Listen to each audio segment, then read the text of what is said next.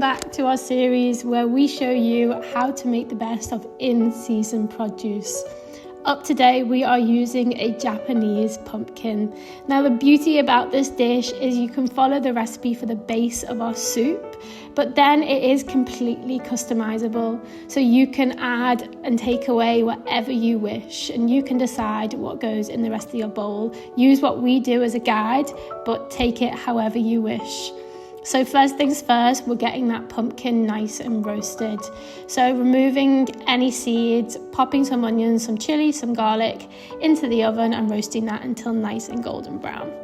Then I'm getting on to making the sides to my soup. I am using a smoked tempeh, which I'm going to just very lightly grill, chop into squares, and then pop that into a cast iron pan and cook it on both sides until it goes nice and golden. And my choice of noodles today are Soba noodles, but as I say, you can decide what you wish to use.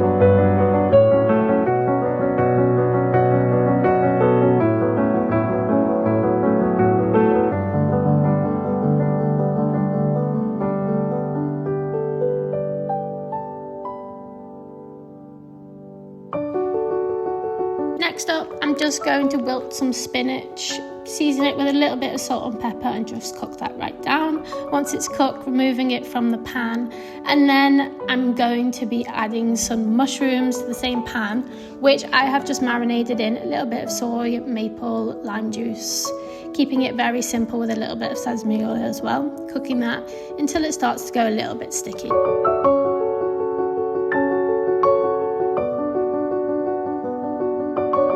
Now everything should be nice and roasted and we can blend it all together.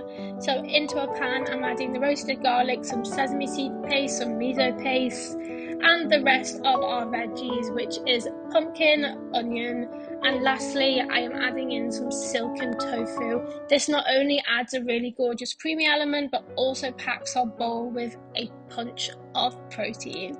So next up is the assembly process. In goes our soup at the bottom, noodles on top, and then we're just scattering our toppings round our noodles. So our wilted spinach, our soy mushrooms, our smoked tempeh, a little bit of ginger, some sesame seed oil, chili oil, and finish off some seaweed.